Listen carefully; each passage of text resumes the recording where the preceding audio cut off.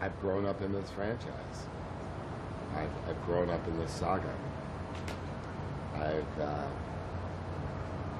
I've become a man on this saga, you know.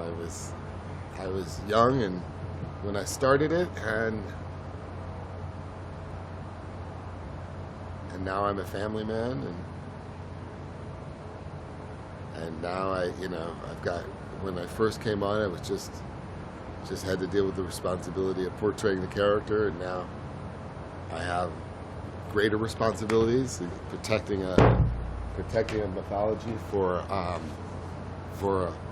a global audience.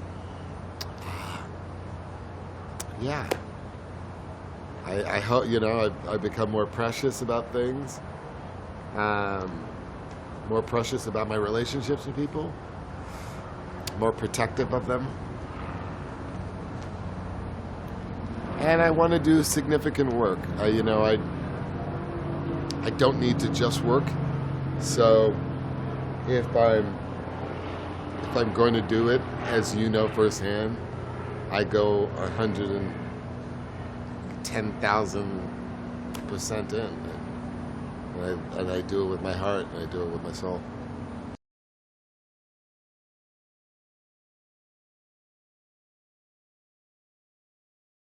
A certain emotional maturity throughout the picture, time that's allotted to, in this story, time that's allotted to just relationships, like the Dom and Letty relationship, uncovering the past. I think there are more metaphors in this Fast and Furious than any of the other Fast and Furiouses. It feels mature in a certain way, and I think it's a full experience. And it's so rare to have a complete, full experience when you see movies nowadays. And that's one of the coolest things about this film, that nothing's left on the table. You get it all. You get everything. And you get it with guys that you've known and grown. The audience has grown up with their characters. The audience has grown up with their characters. You were there Monday night when I went to present the first screening back in California. And you were there when I got emotionally choked up just looking at Paul. And you were there when the fans in the audience yelled out, "We're with you, we got you, we love you," and you got family here, Vin.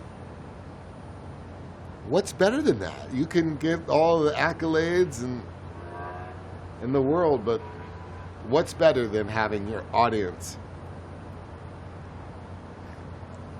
feel as though they are your family and they are your support system? I mean, it's profound. And that they're going through what you're going through. They're going through it with you. And that's what they're saying. And that's what they've been saying. And that was part of the encouraging kind of backup that the fans have been giving throughout this whole process.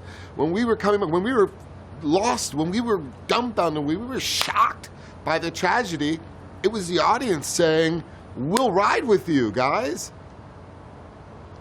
Ride this out and we'll be there with you."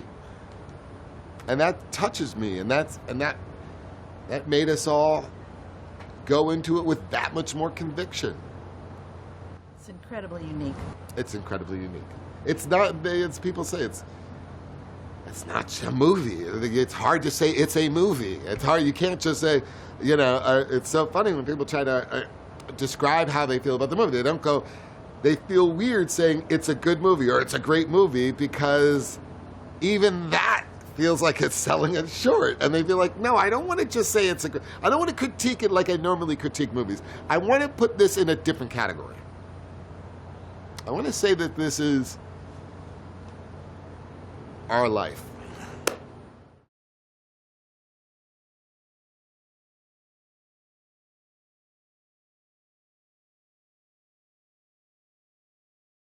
They're all incredible. They're all incredible. And they all came to really, really work and really, really play. And that's you know, as a producer, you could only hope for that. But as somebody that suffers from that kind of tragic loss of a dear friend and a brother, you don't realize how much you needed that. You don't realize how much you needed everybody to come in and be there as your support group.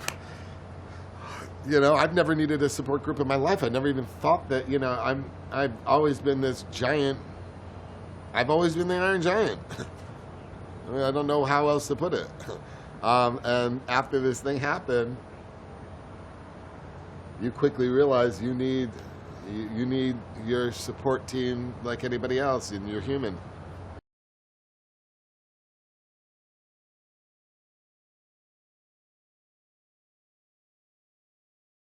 You know, it's always fun when we see it in the movie, but I gotta tell you, for the years leading up to it, it's a harrowing experience, because you are thinking to yourself, how in the world am I going to top the last movie? Or how am I going to top the stunts and the sequences? And always happens.